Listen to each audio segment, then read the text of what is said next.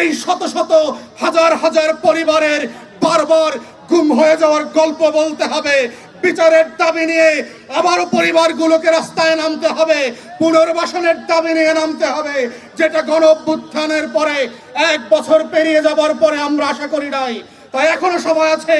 অন্তর্বর্তীকালীন সরকারকে বলছি, আপনারা যাদের রক্তের উপরে দাঁড়িয়ে, যাদের লাশের উপরে দাঁড়িয়ে, যাদের গুম হয়ে যাওয়ার বিরুদ্ধে দাঁড়িয়ে আপনারা ক্ষমতা নিয়েছেন, তাদের সেই শহীদদের গুম হয়ে যাওয়া পরিবারের কান্না শুনবার জন্য গণশুনানির আয়োজন করেন, তাদের ট্রমাকে ভেন্টিলেট করতে দেন, তাদের বিচারের ব্যবস্থা করেন এবং সরকারের বিভিন্ন বাহিনী এবং আমলাতন্ত্রের মধ্য দিয়ে স্পেশালিস্ট ইউনিট তৈরি করেন, যেই ইউনিটের একমাত্র কাজ হবে শুধুমাত্র গুম পরিবারের কথা শোনা, তার গল্প শোনা, তার পরিবারের সংবাদ মোতাবেক, তথ্য মোতাবেক এই ক্রিমিনালদেরকে হাজির করা, বিচারের মুখোমুখি করা।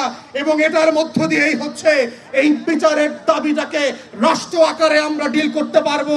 যদি এটা না করেন, এই কষ্টকে ভেন্টিলেট করবার সুযোগ না দেন, মনে রাখবেন এই বদদোয়ার অভিশাপের মধ্য দিয়ে নতুন নতুন গণ অভ্যুত্থান। কিন্তু দুঃখজনক ভাবে আমরা দেখেছি অন্তর্বর্তীকালীন সরকার সেই গণ তদন্ত কমিশন করেন নাই, গণশুনানির আয়োজন করেন নাই। এখনো মায়ের ডাকের মতো সংগঠনকে ডেকে ডেকে বিভিন্ন প্রোগ্রাম আয়োজন করে সেই পরিবারের গল্প শুনতে হয়। কারা এই রাষ্ট্রের পিছন থেকে নতুন রাষ্ট্রের খামি টেনে ধরছে? কারা এই রাষ্ট্রকে এখনো রাষ্ট্র হতে দিতে চাচ্ছে না? ওরা কারা যারা বাংলাদেশের আজাদিকে এখনো গোলামির জিঞ্জিরে ফিরিয়ে নিয়ে যেতে যায়?